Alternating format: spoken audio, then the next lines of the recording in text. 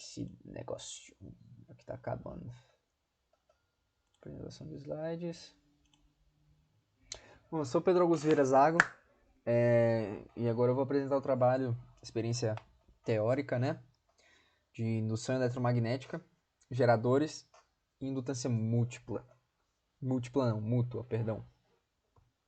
Em resumo, nesse experimento a gente vai criar vai projetar e simular um gerador bem simples, e a gente vai observar a corrente gerada, e também a gente vai criar a simulação e observar os valores de indutância mútua, certo? E como é que esses valores funcionam.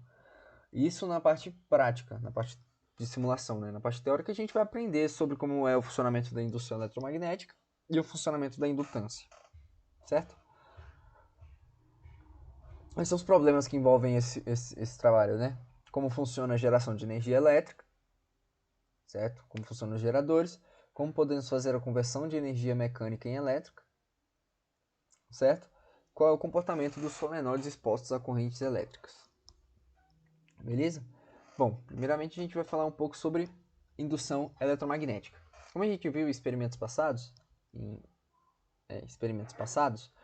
a movimentação de cargas produz um campo magnético, ou seja, a variação de cargas produz um campo magnético. Essa variação de cargas é a variação no tempo, ou seja, a corrente elétrica. Então, a variação do campo magnético, não necessariamente do campo magnético, mas a variação do fluxo magnético, que a gente vai aprender posteriormente, também gera uma corrente, certo? Então, o que é esse fluxo magnético? De acordo com a lei de Faraday, a gente pode dizer que o fluxo magnético... Cadê um apontador aqui? Vou botar uma canetinha. A gente pode ver. O fluxo magnético é a integral do vetor de campo magnético multiplicado pela diferencial do vetor de área. Certo? Agora, se esse campo magnético não variar, ele não varia na área, certo? Se esse campo magnético não variar na área, ele for homogêneo na área, então a gente pode dizer que o campo magnético ele sai da integral, a gente multiplica pelo vetor de área, o fluxo magnético, é dado por fluxo magnético que é dado pela produto escalar, isso aqui é importante, produto escalar do vetor de campo magnético vezes o vetor de área. O produto escalar entre dois vetores é o módulo do primeiro vetor vezes o módulo do segundo vetor multiplicado pelo ângulo entre eles, certo? Ou seja, o ângulo de incidência desse campo magnético vezes o ângulo da área, beleza? Certo? Agora, vamos lá. Então, o fluxo magnético é o módulo do campo vezes o módulo da área multiplicado pelo cosseno do ângulo entre eles. Com essa equação anterior aqui que a gente tem, a força eletromotriz ela é a variação desse fluxo, certo? A tensão, a diferença de potencial, ela é a variação desse fluxo, só que com o sinal trocado. Ou seja, a variação de campo magnético vezes a área vezes o cosseno entre eles no tempo multiplicado pelo sinalzinho de menos aqui, só para poder inverter. Vocês vão ver agora que a gente vai fazer um exercício guiado agora. Vai ser bem fácil de entender. Por isso que tem que ter a variação do campo magnético ou da área no tempo, certo? Isso é muito importante. O campo magnético não necessariamente precisa variar no tempo, mas essa área vai variar. Ou então o ângulo entre eles vai variar, certo? Para saber a corrente induzida, a gente tem que aplicar a lei de Ohm, certo? U igual a R vezes I. Aqui a gente sabe a resistência do sistema, então é só trazer para cá. Então a corrente induzida vai ser a força eletromotriz dividido pela resistência, certo? Agora a gente vai fazer um exercício guiado, vou dar um cortezinho, a gente vai fazer um exercício no papel.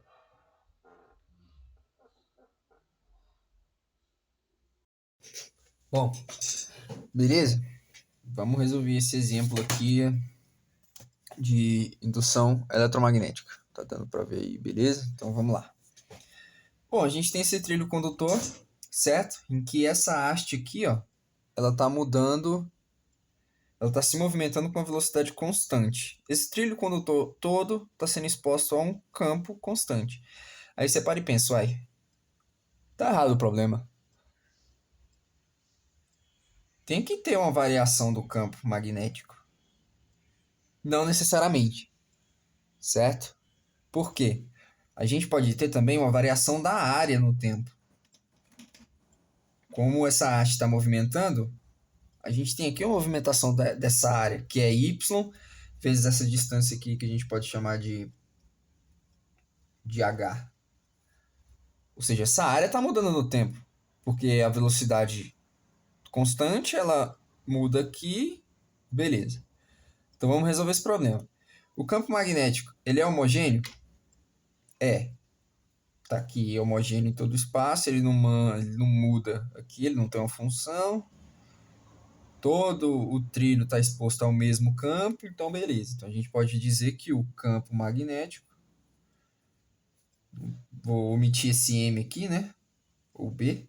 Esse campo magnético é igual a esse vetor do campo magnético vezes o vetor de área.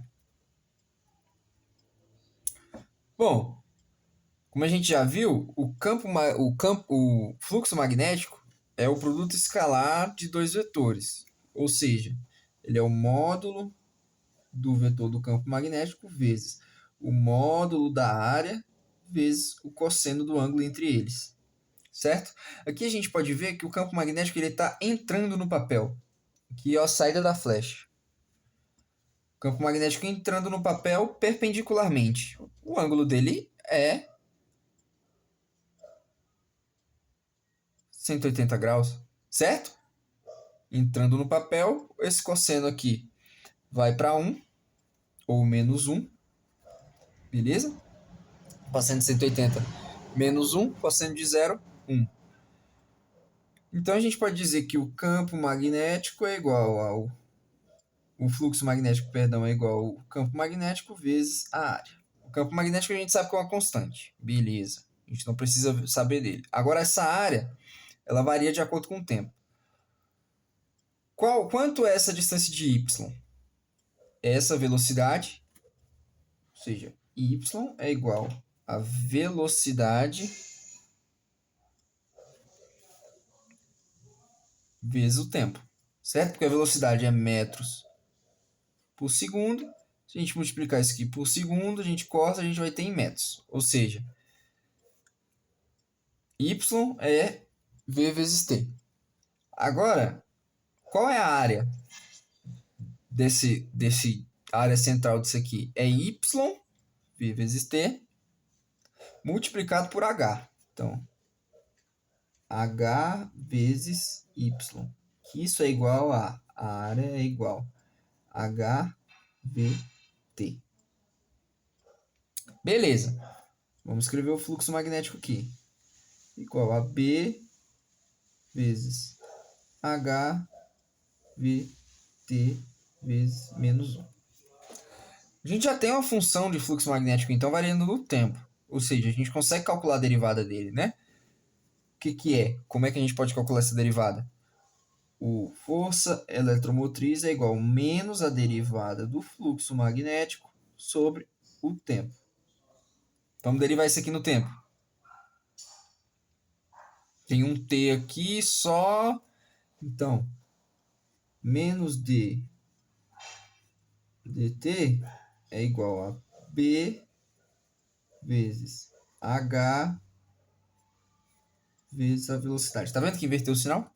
Esse menos aqui, inverteu, juntou com esse menos 1, inverteu o sinal. Beleza. A gente sabe, então, que a força eletromotriz, a tensão nessa região induzida por esse campo magnético, com essa variação de área, é BH vezes V. Como é que a gente sabe a corrente, então? certo? A tensão, beleza, simples. Agora a corrente. Aí vem da aplicação da lei de Ohm. Certo? A lei de Ohm diz que U igual a R vezes I. Essa força eletromotriz,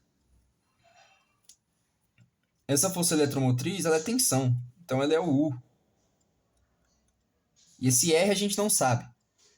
Beleza? Quer dizer, a gente sabe, mas a gente está fazendo equações algébricas, então a gente não está dando nenhum valor aqui. Então, como E é igual a R vezes I, então I é igual a E sobre R. Então, como seria? I induzida, vou botar IB aqui. Eita. IB é dada por BH vezes o V dividido pela resistência. Certo? Essa daqui é a corrente induzida nessa situação. O H variando no tempo, ou seja, se o V variando no tempo, se o V variando no tempo, velocidade pelo tempo, a gente tem uma aceleração, também possível de calcular, certo? A gente só pega a função de aceleração, aceleração é metros por segundo. Bom, agora a gente vai ver sobre a indutância mútua, certo? A corrente no circuito gera um campo magnético. A variação de carga gera esse campo magnético. Esse campo magnético produz um fluxo magnético sobre o próprio circuito. Entendeu? Isso a gente chama de indução. Então a corrente em um campo, em um circuito, gera uma tensão dentro desse próprio circuito. Isso é chamado de autoindução. Então esse fluxo ele tem que ser proporcional à corrente e à constante de proporcionalidade que depende da propriedade do material, tamanho, características do próprio material, certo? Geometria e composição. Então, a essa constante de proporcionalidade se dá o nome de indutância. A autoindução é sempre positiva. A autoindutância de um circuito é sempre positiva. Porque, poxa, tem que ser sempre positiva, certo? Você está induzindo a corrente, ela é positiva, por que teria o sinal trocado? Então, se a gente pode escrever a lei da indução, neste caso aqui, ó. Força eletromotriz é menos L, a derivada da corrente no tempo. Beleza? Agora, a gente sabe a influência da corrente elétrica no circuito dentro desse próprio circuito. Se a gente aproximar dois circuitos, ou seja, dois solenoides próximos, a gente vai ter a influência do solenoide aqui no circuito 1 e 2, certo? A gente vai ter a influência da corrente 1 com a proporcionalidade, com a constante de proporcionalidade no circuito 1, ou seja, a influência do circuito da corrente no circuito 1, a influência da corrente do circuito 1 no circuito 1, a gente vai ter a influência da corrente do circuito 2 no circuito 1, a gente vai ter a influência da corrente do circuito 1 no circuito 2 e a gente vai ter a influência da corrente no circuito do circuito 2 no circuito 2, certo? Esses L12 e L21 representam as influências compartilhadas pelos circuitos. E essa autoindutância, essa daqui é a indutância mútua, certo? É essa influência aqui, ó. E a autoindutância é o L aqui, certo? O L dos coeficientes repetidos aqui, ó. 1 e 2, 2, certo? Essa autoindutância é a proporcionalidade da corrente de um circuito pela corrente do outro. Ela pode ser positiva ou negativa, certo? Se for positiva, a corrente em um diminui, a corrente em um diminui, enquanto no outro aumenta. E se é positiva, vice-versa, certo? Agora a gente vai para simulações aí do gerador e do campo magnético. Da indutância mútua, perdão. Bom, vamos lá ver sobre a simulação aqui do nosso geradorzinho, né? Que está em campo magnético, pós-simulação. E aqui está na corrente, certo? Que a gente pode ver, no final vou concluir, que essa corrente ela está alternada, certo? Ela alterna uma vez positiva, outra vez negativa. Mas vamos lá. Aqui abrir o vídeo do projeto, certo? Para simulação. Vou até acelerar ele aqui. Primeiramente a gente vai criar o nosso ímã central, certo? Ele que vai se movimentar. E a gente cria ele como um retângulo, beleza? A gente cria ele aí como um retângulo, aí vai e cola, e eu tô só tendo dificuldade de poder mexer com esse Maxwell de modelo diferente, né? Porque eu estava utilizando o outro, que era o modelo mais novo, só que ele não tem esse tipo de simulação transiente que a gente vai ter que fazer, porque o nosso ímã vai movimentar. Aqui a gente faz um círculo, corta ele igualzinho o vídeo que o professor passou. A gente faz ali um retângulo com a borda circular, certo? Com um arcozinho. Aqui a gente vai criar o nosso fio, certo? Nossa bobina. Eu sou do grupo A, são 4 bobinas. Então, vou criar 4 desses fios, certo? Um em cada canto. A gente pode ver que eles estão espaçados ali de 90 graus. A gente cria um novo círculo. Esse círculo aqui vai ser só para a gente delimitar a rotação desse ímã. Esse círculo, a gente sabe que ele vai rodar, ou seja, o ímã vai rodar desse círculo. Beleza? E agora a gente cria só um círculo exterior. A gente vê a influência aí como se fosse nossa área, certo? De solução. Aqui eu vou mudar o modelo de solução para o modelo transiente, certo? Não é mais magnetostático. Próxima simulação vai ser magnetostática, mas nesse caso ela é modelo transiente. Aqui a gente vai criar, nessas bobinas a gente vai colocar uma conexão delas de 1 miliohm. Posteriormente eu vou perceber um erro durante o projeto, que vai ser que a gente atualizou as informações e esqueceu de botar isso, certo? Vamos lá. E aqui a gente vai pegar os Edge Effects, certo? Que são o que a gente quer saber, os efeitos que a gente quer saber, certo? Para a gente poder botar em gráfico, para a gente poder botar nos gráficos e nas tabelas, certo? Para a gente poder saber as informações. Coloquei nos 4. Agora a gente vai colocar os materiais. Já coloquei os da bobina como sendo cobre. E agora eu coloquei do ímã central, esse é o Nico 9, igual o vídeo lá. E aqui a gente coloca só as propriedades dele para ficar igual o vídeo passado pelo professor, né?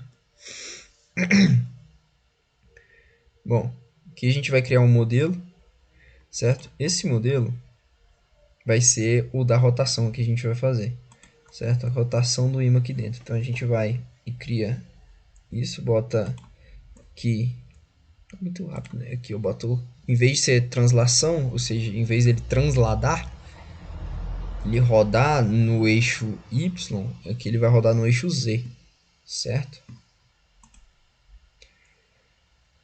Com uma velocidade angular de 360 graus por segundo, ou seja, 2π por segundo. 2π radianos por segundo, certo? Ok. Agora a gente vai criar as nossas fronteiras, certo? As fronteiras que a gente quer saber a solução. Como é um elemento 2D, a gente cria aí a nossa solução 2D. Posteriormente eu vou mostrar aí, é porque eu não fiz agora, mas eu vou dar uma pausadinha no vídeo e vou mostrar isso em 3D, certo? Aqui é que a gente está mexendo na nossa solução. A gente vai botar um tempo de parada de 1 segundo com os passos de 0,1 segundo, certo? A gente poder ver aí várias rotações. Beleza? Bom, e aqui eu percebi o problema, certo? Que é o que a gente tinha feito. A gente vai ter que excluir isso tudo de novo. Aí vai testar, só que no final aqui, ó, posso até pular essa simulação. Quando a gente for criar o nosso plot, não vai aparecer a opção da gente colocar no nosso gráfico, na nossa tabela, o End Connection, que são as conexões da bobinas aqui, certo? Mas aqui a gente já consegue criar a animação e saber os vetores. Aqui é sobre só o deslocamento, certo? A posição. Ela é constante, então ela vai ser uma reta de inclinação constante, certo?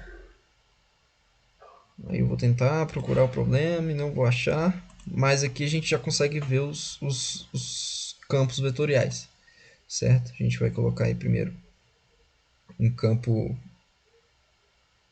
B, certo? Que é um campo magnético.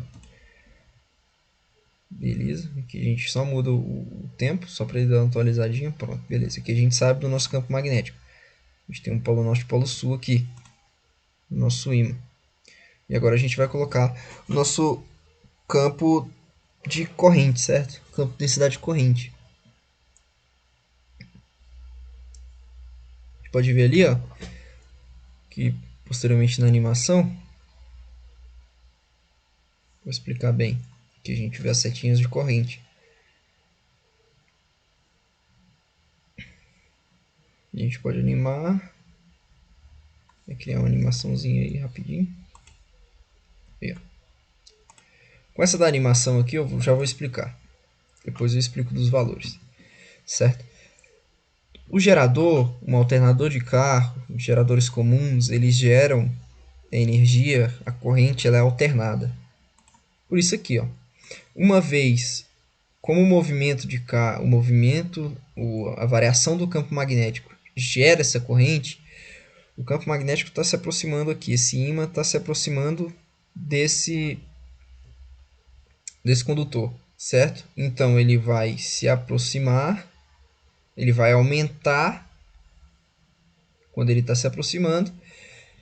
Quando ele chegar aqui vai ser zero e ele não vai ter essa corrente e ele vai diminuir, ou seja, ele vai ter uma corrente positiva e uma corrente negativa.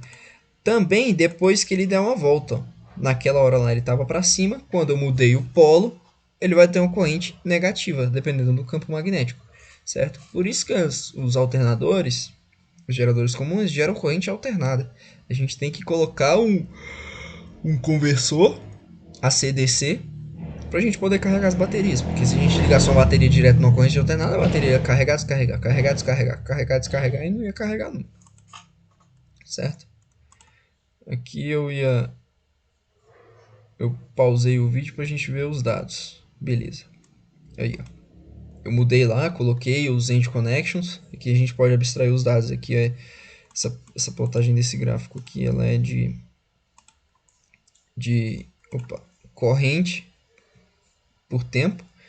Então, aqui a gente pode ver que a corrente, quando ela está no máximo dela,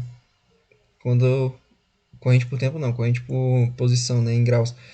O máximo dela está em 180 graus, certo? Corrente ao todo. Aqui na tabela a gente pode entender melhor. Até que eu já posso vir para cá, né, para ver isso aí. Cadê a minha tabelinha? Isso aqui. Aqui a gente pode ver na tabela, ó, que no zero a gente tem zero tempo, 0 graus, que é o inicial, certo? Zero corrente, zero tensão. A partir do momento que eu começo a mexer, que eu começo a distanciar o ímã de uma bobina, aproximar o ímã a outra bobina e distanciar esse ímã de outra bobina, certo? Que são os nossos polos, vamos se dizer, o polo positivo e o polo negativo do ímã. Aqui eu vou aumentar essa corrente, ela pode ser negativa ou positiva, certo? Primeiro aqui a gente vai ter uma parcela negativa dela, até o momento que ela inverte, ó, de 0,00009 amperes e ela inverte ela vem para positiva, a gente pode ver que no final ela vai aumentar e vai diminuir. Ó.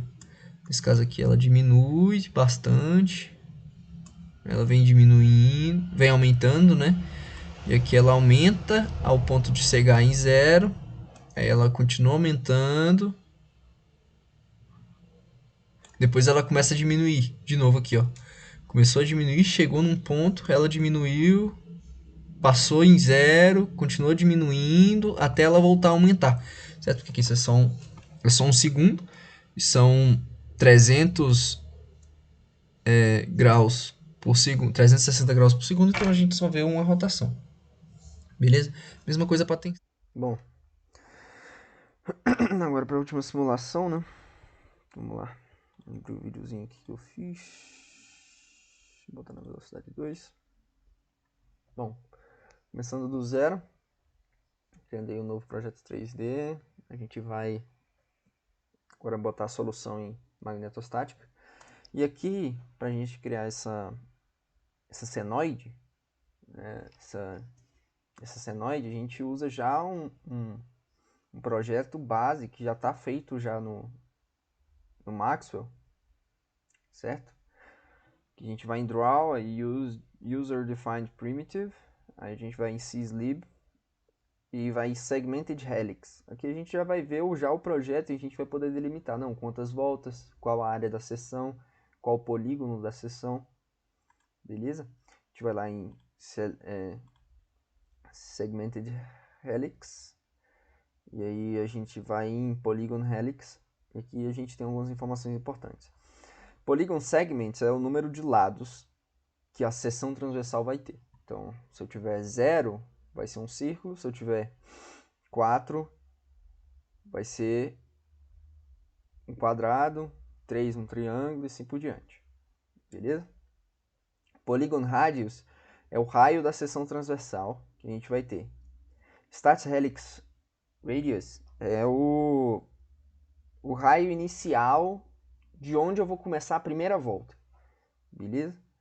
Radius Change aqui é a mudança de raio a cada volta. Ela tem que ser maior do que 2 vezes o tamanho que ela tem que ser maior maior do que 2 vezes o raio do polígono, certo? Da seção transversal. Pitch é a altura que essa helix, que essa elipse, que essa senoide vai ter, certo? Por exemplo, se eu criar uma senoide que cresce na direção z, aí eu vou ter um pitch aqui, mas como nossa, de acordo com o vídeo lá que o professor mandou, ela é plana no eixo z, ela não aumenta em z, então a gente vai botar o pitch em 0, botar o radius change em 1.1, porque aqui a gente vai colocar o raio do polígono de 0.5. Então 0.5 vezes 2, aí tem que ser maior do que 1, então 1.1. Certo? Vamos lá, 0.5, radius change, beleza. Aqui, número de voltas, certo? Na bobina exterior, na senoide exterior, a gente vai colocar 10 voltas, e na interna a gente vai botar 5 voltas e vai analisar, certo? A indutância de cada uma e a indutância mútua das duas. Beleza? Lá, 10 voltas, beleza. Olha lá, tá a nossa senoide aí, certo? Só bobina, né? Nosso enrolamento. Beleza, agora no centro dela a gente vai criar uma nova, certo? Menorzinho. Beleza? Mesmo processo, só que agora a gente vai colocar. O raio continua em 0.5, mas o raio inicial a gente coloca em 1, porque ela vai começar menor e vai ficar dentro ali, né? Coloca 1.1, o resto tudo igual, só que 5 voltas. Beleza? Pronto, tá aí a nossa segunda helix, né? Vou chamar de helix, que é mais fácil. Perdi a palavra aqui agora. Beleza. Só que se a gente simular isso aí agora, a gente não... Se a gente só colocar as correntes ali, a gente não vai conseguir observar, porque a gente tem que ter a nossa região de solução, ela tem que ter uma interseção com a região exterior para a gente poder adicionar as excitações, certo? Adicionar a corrente. Então agora a gente vai fazer só um terminal de subida nos pontos de conexão aqui, para a gente poder induzir a corrente e ter a solução que a gente quer, certo? Essa parte mais chatinha, eu vou explicar mais rápido aqui o que acontece. Eu vou só criar um retângulo subindo aqui de cada... Ah, não. Essa parte aqui eu ainda não estou criando esses terminais. Eu estou só movimentando ela para ela não ficar no mesmo plano que a de baixo, certo? Ela ficar num plano um pouco acima, beleza? Movimento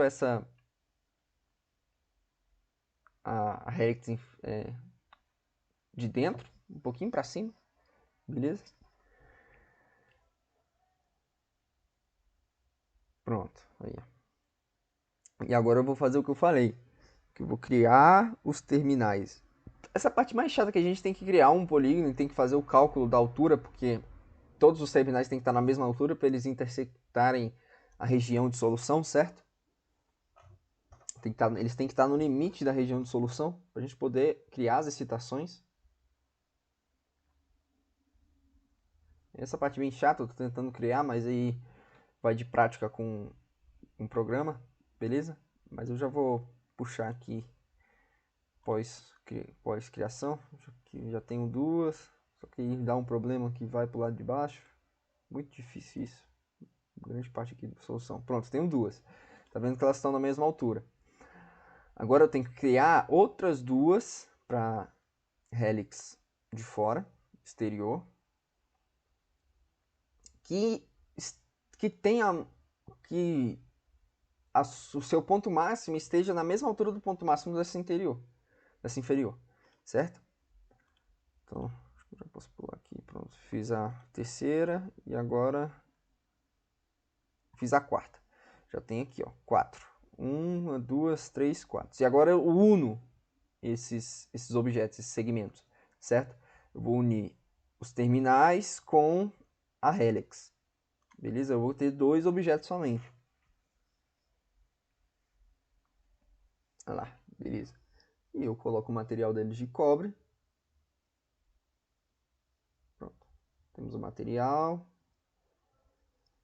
Certo? E agora a gente abre ali só para ver o que a gente vai fazer. Agora a gente vai colocar a excitação. Beleza? Para colocar a excitação a gente vai selecionar a face da interseção, que vai ser o terminal superior. E a gente coloca uma corrente de acordo com o vídeo de 5 amperes. Beleza? Descendo, então o terminal de dentro é o que entra e o terminal de fora é o que sai. Certo? A gente colocou lá 5 amperes e aqui a gente muda a direção para o terminal de saída, 5 amperes também, de acordo com tal com o vídeo. Beleza? E no de fora também 5 amperes. E aqui a gente cria a nossa... Ó, dentro, sai, dentro. Beleza. Agora a gente cria a nossa região de solução e tá vendo aqui, ó, essa interseção que tem que existir. As excitações, elas têm que estar no limite, certo? Saindo da região de solução e entrando pela região de solução. Entendeu? Por isso que a gente não pode colocar só simplesmente as excitações na ponta lá. Bom, aqui a gente coloca os parâmetros. A gente vai criar uma matriz, certo? Com as correntes 1 e só tem a corrente 1 e a corrente 3 porque o sistema já entende que a corrente 1 e 2 é só a entrada e a saída. Então é uma corrente só. E a corrente 3 e 4 é só a entrada e a saída. Então é uma corrente só que passa pelo mesmo objeto, certo? Análise, a gente vai criar uma análise normal, análise setup, comum. É o base. Agora a gente vê, ó, não tem nada ali no nosso checkup, tá tudo certo. A gente salva o programa e coloca para simular. Né? Na gravação do vídeo aí eu pausei. Na simulação que demora bastante tempo. Eu pausei e despausei. Beleza. Aqui tá nossa solução. Pós-simulação. Aqui quando a gente vai em resultados e criar um report, uma magnetostatic report data table, a gente vai criar uma tabelinha com os valores que a gente quer. Então aqui, o que interessa para a gente é a indutância mútua, certo? Indutância, ela é representada pela letra L.